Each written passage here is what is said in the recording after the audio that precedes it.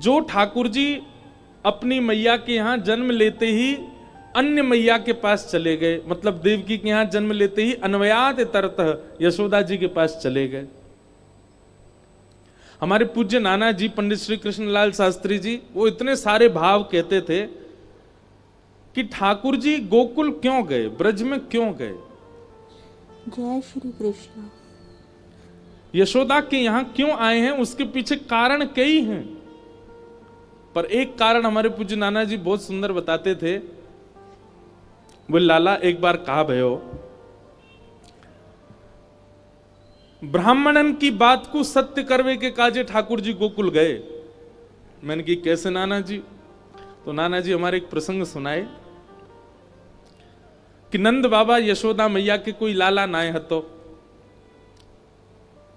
तो नंद बाबा ने अपने कुल पुरोहित सांडिल मुनि से कही कि आप हमारे घर एक अनुष्ठान कर दो, जैसे हमारे घर एक लाला है जाए। और हमें लाला की कामना या हमारे नहीं है कि हमारा वंशवर्धन होएगो, हमारो अंतिम संस्कार करेगो, खूब धन कमावेगो, हमारो घर आगे बढ़ावेगो, इन सब कारण से हमें लाला नहीं चाहिए। सांडिल मुनि किस भाव से चाहिए? बोले संतन की सेवा करवे वारो, गैयान की रक्षा करवे वारो, ब्रजवासीन को लाड़ लड़ावे वारो, इन सबन को सेवक एक चाहिए हमको, ऐसी कृपा करो। भाई कल ठीक था तुम्हारा, आज क्या किया है? बहुत गूंज रही है आवाज, हमें ही दो दो आवाज सुनाई दे रही है हमारी। कोई नहीं, आप कथा सुनो।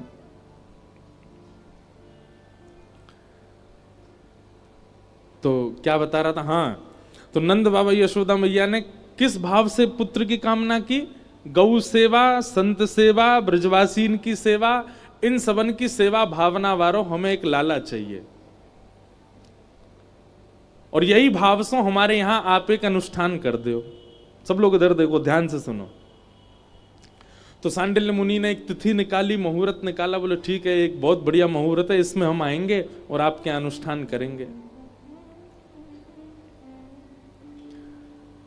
सांडिल्य मुनि तो कहीं किसी कार्य में व्यस्त हो गए, कहीं कोई बड़ा अनुष्ठान था तो नहीं जा पाए। उन्होंने अपने भांजे को भेजा, बोले आप जाओ और नंद बाबा के यहां अनुष्ठान करके आओ। राधे राधे। सांडिल्य मुनि के भांजे आए। हमारे ब्रज में आज भी नियम है कि कोई संत महापुरुष आए तो माताएं चाहे कितनी भी उम्र की हों, घूंघट करके सिर ढक के थोड़ा वैसे ही प्रणाम करें। तो जैसे ही सांडिल्य मुनि के भांजे घर पर पधारे तो यशोदा मैया ने घूंघट करके आई। अच्छा, यशोदा मैया की आयु 80 वर्ष की, पर मैया सुंदर बहुत हैं। यशोदा मैया का सौंदर्य भागवत में वर्णन किया गया है, बहुत सुंदर है यशोदा मैया। कोई विशाल रूप नहीं है मैया का, मैया बड़ी सरल सहज और बड़ी बड़ी बड़ी सुंदर हैं। ठाकुर जी की मैया हैं। तो यशोदा मैया जैसे ही सांडिल्य मुनि के भांजे आए, सब आचार्यगण आए, तो श्रृंगार तो किया ही हतो, उनने घूंघट करके जैसे ही प्रणाम करवे गई तो उनको लगी कि कोई नव विवाहिता कोई कन्या प्रणाम कर रही है। क्योंकि यशोदा मैया ऐसे ना रहे में पूरी सज धज के रहे, खूब बढ़िया सुंदर नूपुर पहन के रहे, करधनी पहने, खूब आभूषण धारण करें, कड़ूला पहने, आदि आदि सब भाव। तो उनको देख करके कहीं ऐसा भाव आया कोई नवेली बहू तो नहीं है।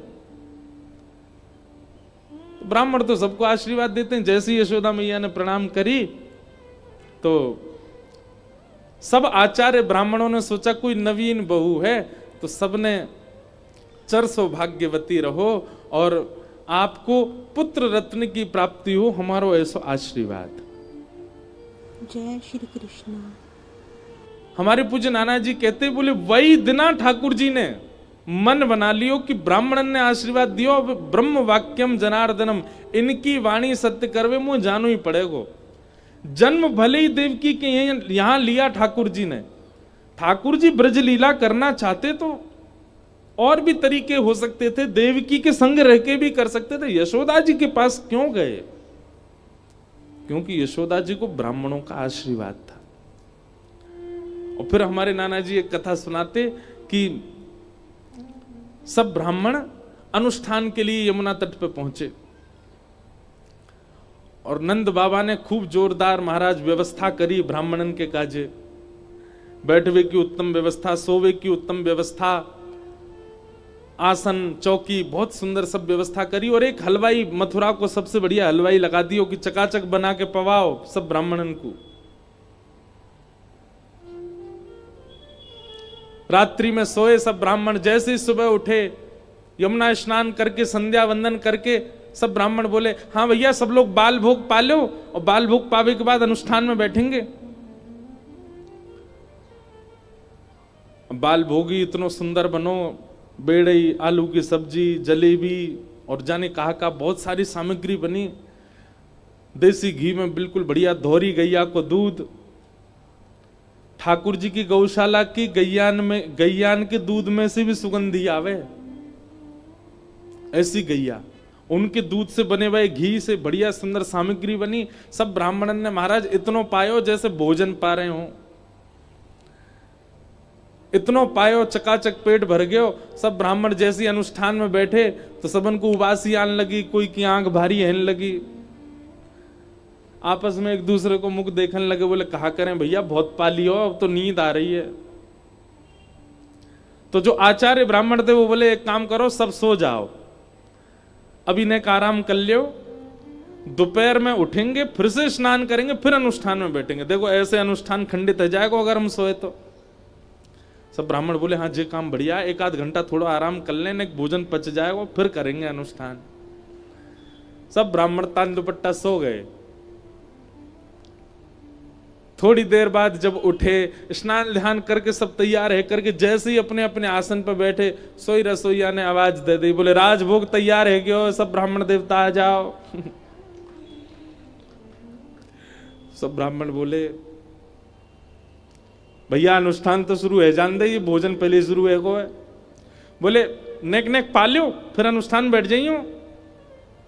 अब जहां नाश्ता भोजन की तरह बना था तो भोजन कैसा बना होगा। सब ब्राह्मण बोले चलो थोड़ी थोड़ी दो दो रोटी पालें फिर करेंगे। जैसे पहुंचे महाराज, जे बड़ी गिलास भर के तो छाछ और सबन को बढ़िया सुंदर सामग्री, 5 प्रकार की सब्जी, 3 प्रकार के मिष्ठान, 3 प्रकार की पूड़ी, मसालेदार पूड़ी अलग, मीठी पूड़ी अलग और सामान्य साधारण पूड़ी अलग। ब्राह्मणन ने प्रेम से पायो। पावे के बाद आचार्य जी बोले जल्दी जल्दी सबरे हाथ मुंह धो के आओ, बैठो अनुष्ठान में। सबरे हाथ मुंह धो के जैसे अनुष्ठान में बैठे, जोर जोर की डकार लेने लगे, पेट पे हाथ धर के बोले आचार्य जी नेत्र भारी है रहे हैं, हमसे तो बैठो ही नहीं जा रहा, उबासी आ रही है, छाछ और पी गए ऊपर से, छाछ पीने के बाद नींद आवे, ऐसे तो अनुष्ठान खंडित है जाएगा। नंद बाबा के यहां लाला होना चाहिए। आचार्य जी बोले क्या करें, एक काम करो फिर आराम कर ले रहे, आज शाम को और पूरी रात भर अनुष्ठान करेंगे। आज शाम को कोई प्रसाद नहीं पावेगो भैया, रसोईया तक के तो हल्को हल्को अल्प आहार बनावेगो। ब्राह्मण बोले भैया शाम को खिचड़ी बना दियो बस। और सबरे ब्राह्मण फिर सोवे चले गए, फिर आराम कियो। पूरे दिना महाराज चकाचक नेत्र बंद करके, और सब ब्राह्मण जब प्रेम से प्रसाद पामे और सोवे जामे तो सोते सोते सबरे ब्राह्मण एक साथ प्रार्थना करें, हे विधाता जहां नंद बाबा ने ऐसी जोर की व्यवस्था करी है, ऐसो प्रेम लुटाए रहो, ऐसो आनंद करा रहो ब्राह्मणन को, हे विधाता या तो लाला दे दियो और लाला ना देनो हो तो तू ही लाला बन के आ जाइयो। जय श्री कृष्ण। सब ब्राह्मण एक साथ ठाकुर जी से प्रार्थना करें। रात्रि को सबरे उठे, स्नान ध्यान करके संध्या वंदन करके बोले हाँ भाई थोड़ी थोड़ी खिचड़ी खा लो, फिर बैठे अनुष्ठान में। और खिचड़ी खावे गए तो वो खिचड़ी भी ऐसी वैसी नहीं बनी, बहुत जोरदार बनी। वह खिचड़ी में ही इतने मेवा, बादाम ले, केसर ले, पिस्ता ले, काजू ले, किशमिश ले, और जे देसी घी ऊपर डाल डाल करके जे बढ़िया खिचड़ी।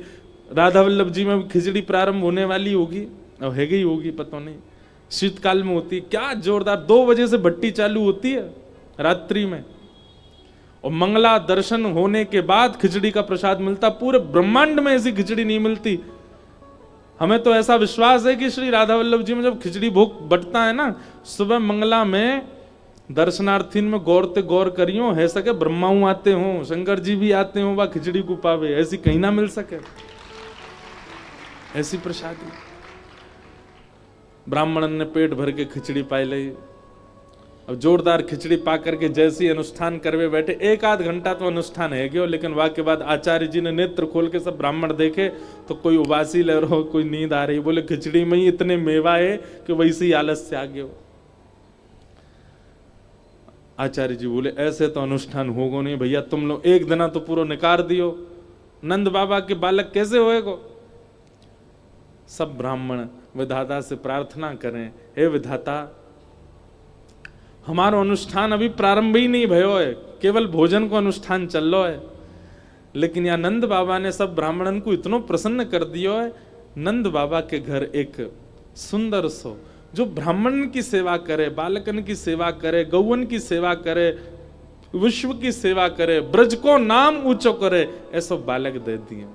हमारे पूज्य नाना जी कहते उन ब्राह्मणों के प्रेम भरे ठाकुर जी की प्रार्थना से श्री ठाकुर जी इतने रीझ गए, जन्मे ब्रज में आए देवकी मैया के यहां, चाहते तो सारी लीला का विस्तार वहीं कर सकते थे, लेकिन ब्राह्मणों की वाणी को सत्य करने के लिए ठाकुर जी यशोदा जी के पास आए, नंद बाबा के पास आए और 11 वर्ष 56 दिन तक उन्हीं के लाला बन के रहे। केवल ब्राह्मणों की प्रसन्नता। आज के लोग भूल गए, ब्रह्मदेव प्रसन्न नहीं होंगे कैसे काम बनेगा। जिन ब्राह्मणों के लिए ठाकुर जी ने क्या नहीं किया। अब यहां कोई हमको ये मत समझ लेना कि हम जात पात के पक्ष धरे, नहीं, यहां वो बात नहीं है। भाई हमको एक बात बताइए, सुबह उठ के माता पिता के पैर छूने चाहिए, ये कौन कहता है? शास्त्र कहते हैं, लेकिन हमको किसने बताया? ब्राह्मणों ने बताया। ब्याह में फेरे ऐसे होंगे, ब्याह में इतना दान करना चाहिए, ब्याह में कन्यादान के रिवाज ऐसे होते हैं, कौन बताता है? ब्राह्मण बताते हैं। यज्ञोपवीत संस्कार, नामकरण संस्कार सब कौन बताते हैं? ब्राह्मण बताते हैं। कहां तक कहें, हमारे जाने के बाद हमारे देह तक का संस्कार भी ब्राह्मण करवाते हैं। वो सदा से हमारे गुरु रहे हैं, हमारे पथ प्रदर्शक रहे हैं।